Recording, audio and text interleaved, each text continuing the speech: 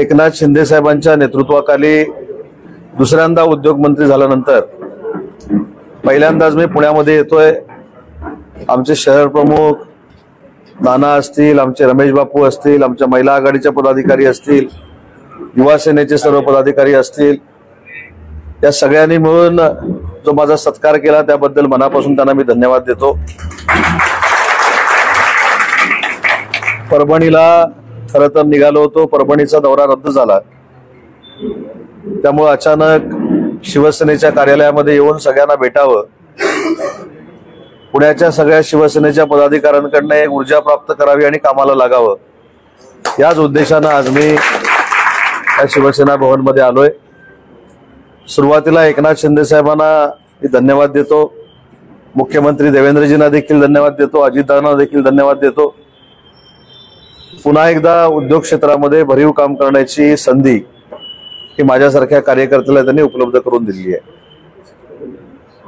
आज दुपारी 3 वाजता आपल्याला माहित आहे की आमच्या विरोधकांनी अनेक गोष्टीचा गाजावाजा केला होता, त्यातला एक हिंजेवाडीतल्या प्रकल्पांचा देखील गाजावाजा केला होता।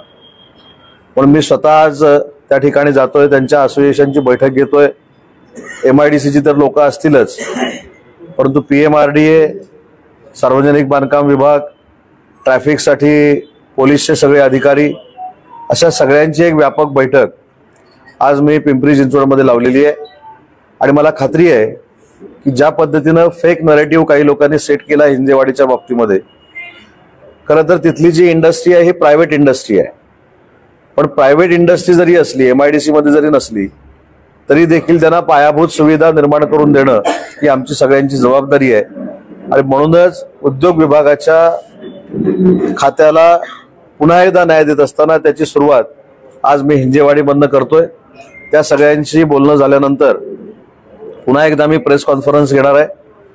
आणि दुसरा आजच्या पुणे दौऱ्याचं दुसरं जे एक वैशिष्ट्य आहे की उद्योग विभागाबरोबर मराठी भाषा हा एक विभाग माझ्याकडे आलेला आहे।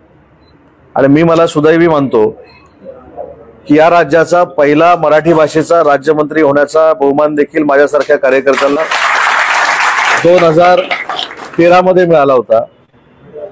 आणि त्यावेळी मराठी भाषेचं भवन असावं ही मांडलेली संकल्पना पुन्हा एकदा 11 वर्षानंतर तोच विभाग माझ्याकडे देऊन माननीय एकनाथ शिंदे साहेबांनी पूर्ण करण्याची संधी मला उपलब्ध करून दिलेली आहे। अजून एक योगायोग असा आहे की मराठी भाषेला अभिजात भाषेचा दर्जा याच वर्षी मिळालेला असल्यामुळं केंद्र शासनाकडनं मराठी भाषेच्या उद्धारासाठी, मराठी भाषेचं महत्त्व कानाकोपऱ्यामध्ये पोहोचवण्यासाठी आणि मराठी भाषेच्या निमित्तानं युवा साहित्यिक निर्माण करणं, महिला साहित्यिक निर्माण करणं, जे ज्येष्ठ साहित्यिक आहेत त्यांना मान सन्मान देणं, यासाठी या खात्याचा आढावा देखील आज मी स्वतः घेणार आहे। आणि त्या विभागामार्फत जे विश्व साहित्य संमेलन होतं ते नक्की कुठं करायचंय त्याची जागा देखील आज आम्ही निश्चित करणार आहोत। साहित्य संमेलन जे आयोजित यावर्षी केलेलं आहे त्याला देखील कोण निमंत्रित करायचं, कोण कोण असणार आहे याची देखील चर्चा आज पुण्याच्या बैठकीमध्ये होईल। आणि आजच्या बैठकीमध्ये एक संकल्पना अशी आहे की मराठी भाषा ही तर आपली मातृभाषा आहे, मराठी भाषेवरचं प्रेम हे मी काही सांगण्याची आवश्यकता नाही, परंतु ही मराठी भाषा व्यवहारात वापरली गेली पाहिजे, मराठी भाषा ही न्यायालयामध्ये देखील वापरली गेली पाहिजे, मराठी भाषा ही प्रत्येक क्षेत्रामध्ये वापरली गेली पाहिजे, हा उद्देश डोळ्यासमोर ठेवून या खात्याचा कार्यभार मी स्वीकारलेला आहे। आणि त्याची देखील आढावा बैठक आज पुण्यामध्ये आयोजित केलेली आहे। आणि मला पुण्याच्या उद्योजकांना देखील खात्री द्यायची आहे की 2.5 वर्षामध्ये कदाचित काही कामं आमच्याकडनं राहिली असतील, ती देखील माननीय देवेंद्रजी, एकनाथ शिंदे साहेब, अजितदादांच्या नेतृत्वाखाली पूर्ण करण्याचा आमचा मानस आहे। महाराष्ट्रामध्ये उद्योग भवन ही जी संकल्पना आणलेली होती त्याचा आढावा देखील आज मी घेणार आहे।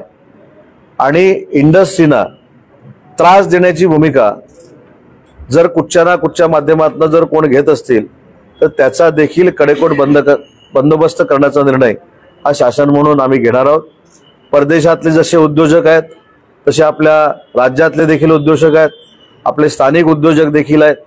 यांना पूर्ण ताकद आणि संरक्षण देण्याची जबाबदारी उद्योग विभाग म्हणून आमच्या सगळ्यांची आहे आणि तोच आढावा घेण्यासाठी आज